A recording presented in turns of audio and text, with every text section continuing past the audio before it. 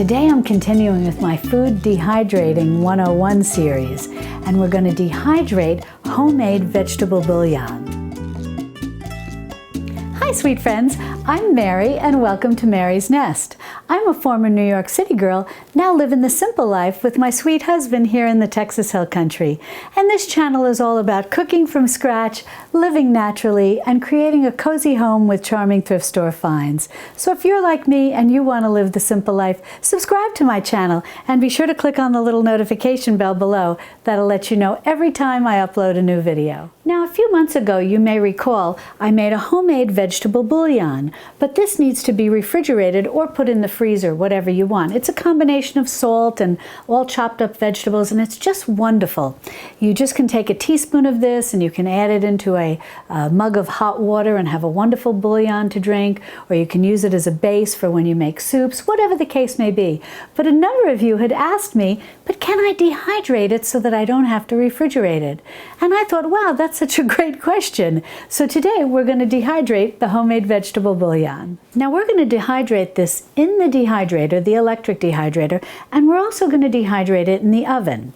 And we're going to dehydrate it in the oven at 175 degrees with the door closed. And the reason that we're going to do that is a number of you have been asking me, Mary, can we just dehydrate with the door closed and I don't have to worry about cracking it open and all of that? And I completely understand your concern, of having to really babysit it like that. And yes, you can definitely dehydrate at 175 degrees or even 200 degrees if that's as low as your oven goes with the door closed. And the reason is it's not essential to make sure that we keep this a live food.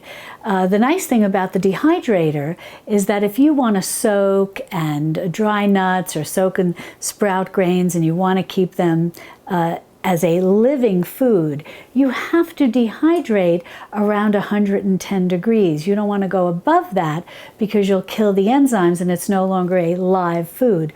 But with a bouillon like this that you're going to be cooking in any event, it's not so much a concern. And it's just like when we dehydrated the citrus chips that I made a few weeks ago, where we just sliced up the oranges and dried them, some in the dehydrator and some in the oven. And we dehydrated them in the oven at, I forget exactly now, but it was about 175 degrees for a couple of hours with the door closed, and they came beautifully. And in the dehydrator, I got to practice saying that, we dehydrated them at 125 degrees. So it was above, the living, keeping things alive, so to speak, keeping the enzymes alive temperature. And they came beautiful that way too. But the ones we did in the oven were great too. And I know a lot of you have been asking about dehydrating recipes that are acceptable to do in the oven because you don't have an electric dehydrator.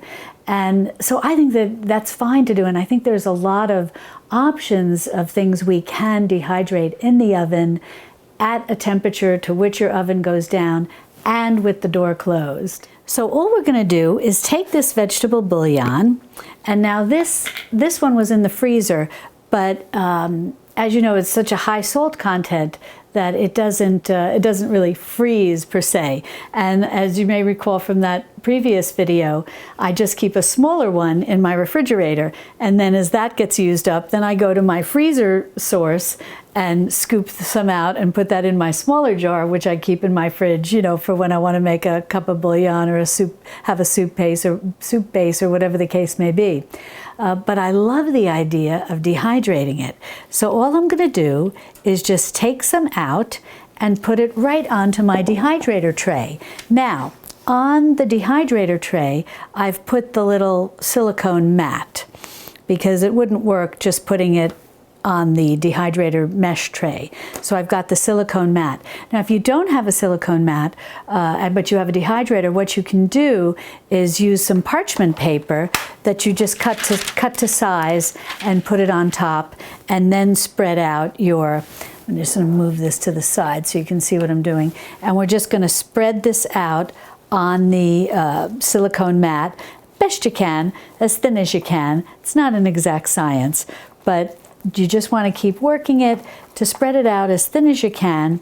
And then we're going to pop this in the dehydrator for at 125 degrees, and I'm just going to watch it because I'm really experimenting with this.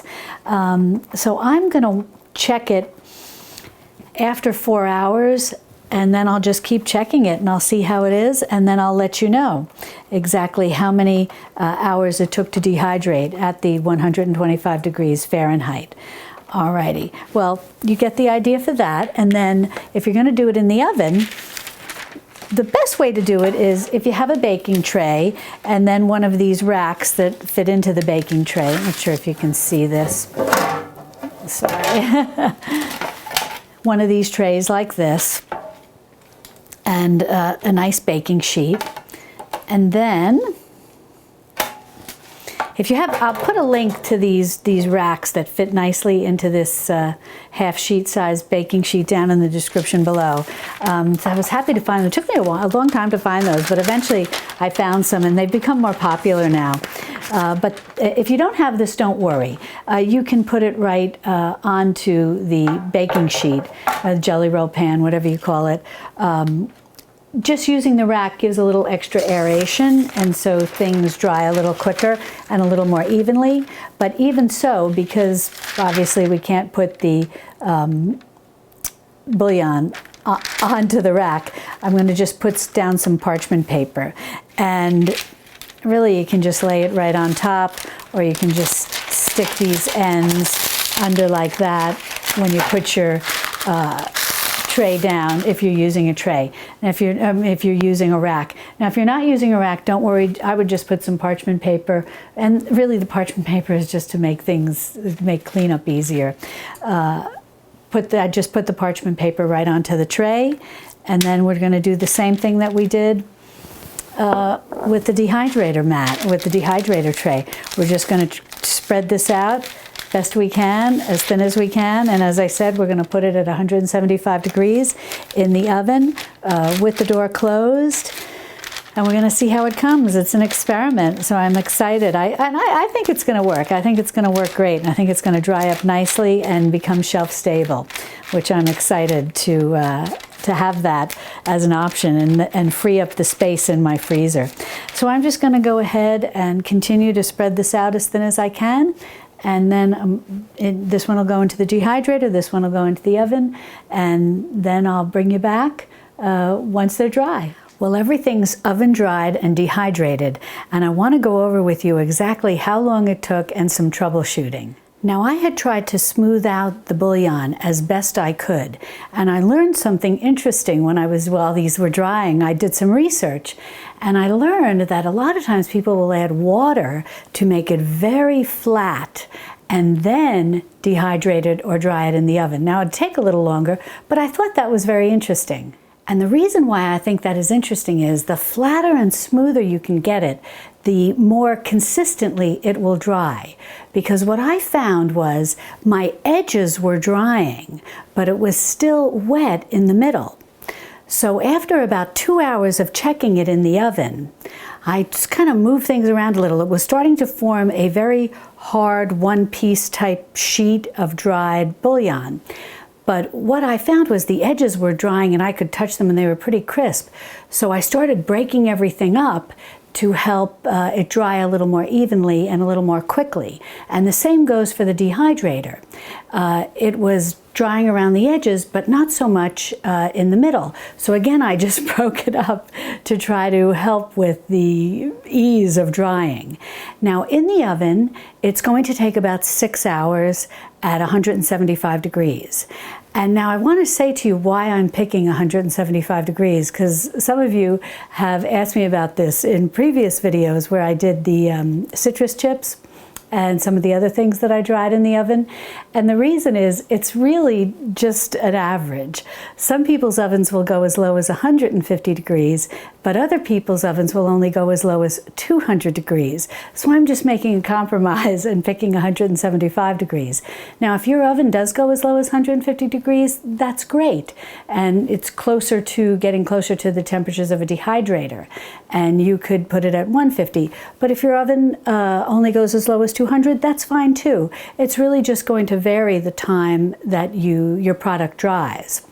And so about 6 hours in the oven and about 10 hours or so in the dehydrator. And again, I just started checking these things 2 hours, 4 hours, 6 hours, since I was experimenting and didn't 100% know how long it would take. But that's about what you're looking at. So now that I've got this vegetable bouillon all dried and it's very crisp, you know, I don't know if you can, I don't think you can hear it because, oh there, maybe you heard that a little, it's so small. But I really was very diligent, so to speak. I wanted to get it really dry since I am going to leave this on the shelf. So maybe it was dry at 5 hours, not 100% sure, but I just went the full 6 to make sure it was really dry and really crisp. So what I'm going to do now is take my dehydrated vegetable bouillon, and I'm just going to put it in this little, I guess they call them coffee grinders or spice grinders, and I'm going to grind this up, and then I'm going to put it in a jar, and I'm going to show you how I'm going to seal it to keep it shelf stable. Okay, here we go. Well, I've got this all ground up. It's beautiful. And now, if I thought I was going to use this very quickly, I would just put a plastic lid on it like this and put it right into my pantry.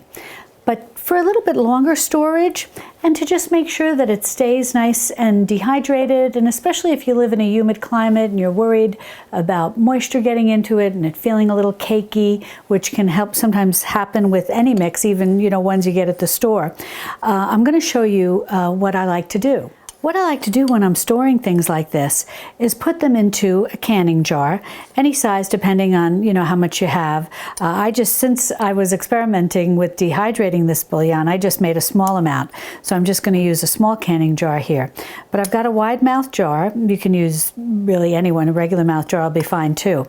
And I'm just going to put this in, and then I'm going to show you how I seal it up. What I like to do is just take the lid of the canning jar, and then I've got my Food Saver jar lid sealer here, and this is the one for wide mouth jars, and I'm just going to put that right down. See, it just fits right on top of that. And then, I don't know if you've seen this device. This is so clever. You don't have to pull out your whole big Food Saver machine and have the hose and all of that. These are little handheld ones. And there's a hole here, and you just line it up over the hole on top of your Food Saver lid, and then you just go ahead and seal your jar. So I've got that lined up, and now we'll go ahead and pull the air out. Well, I think that'll be good. See, it makes a nice little seal when you pull it off.